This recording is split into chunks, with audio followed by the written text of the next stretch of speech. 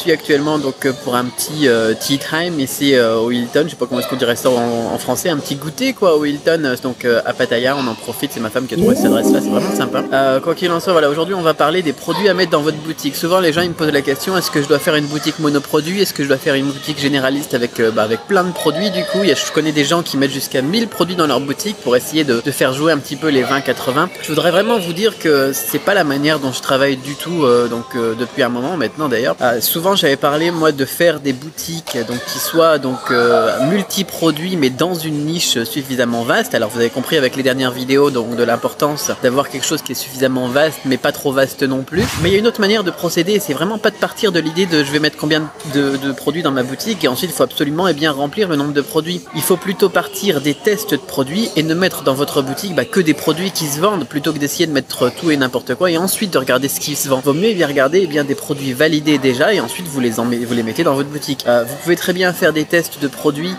avoir un premier produit dans une niche qui se vend pas mal du tout, et là vous commencez dans ce cas là à créer une boutique monoproduit, pourquoi pas, et ensuite quand vous avez un autre test de validé, vous mettez un autre produit, un deuxième, un troisième, un quatrième, un 20e, un 50e si vous voulez, mais ne partez pas sur l'idée qu'il faut absolument meubler. Bien évidemment quand on commence à avoir une boutique multiproduit, si on en a que 3 par exemple à mettre, il faut adapter le design, pas que ça fasse un gros truc vide. Si vous prenez un thème qui est pour une boutique avec plein de produits, donc dans le genre voilà Amazon ou n'importe quoi, et que vous mettez que 3 produits, ça fait vide, il y a un problème.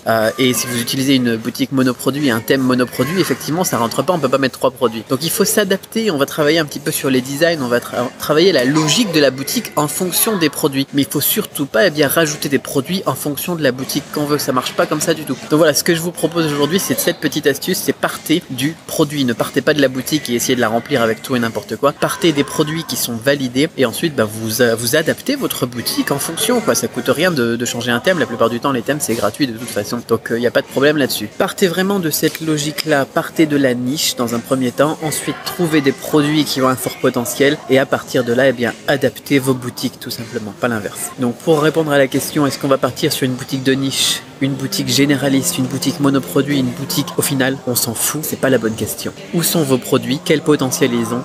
C'est vraiment ça qui est important, c'est de faire des ventes. On s'en fout au final de la boutique, on s'en fout même que ça soit une boutique Shopify ou un ClickFunnels, on s'en fout complètement. Ce qu'on veut nous c'est faire des ventes, et si on veut des ventes, il nous faut des produits qui soient vendables dans une niche qui est demandeuse, dans une niche dans laquelle il y a du potentiel, et leur proposer des produits qui vont pouvoir faire beaucoup de ventes en travaillant, comme on le disait donc dans les dernières vidéos, sur les tendances, sur les validations de produits, et puis jusqu'à en faire des winners, pas en pompant les winners des autres et tout ça. Je vais pas vous réexpliquer ce que j'ai expliqué dans les autres vidéos. Si ça vous intéresse de retrouver toute la logique, vous avez la vidéo dans la description de cette même vidéo pour tous les détails sur la formation de la semaine qui va vraiment vous expliquer comment faire pour trouver ces fameux produits à fort potentiel à l'intérieur des niches déjà validées, donc que l'on aura sélectionné avec soin. Voilà, c'est tout. Voilà, j'ai mangé trop de chocolat, moi il faut que je me repose un petit peu, je crois que je vais aller faire une sieste, et on se retrouve donc très vite dans la formation, vous souhaitant tout le succès que vous méritez dans votre business.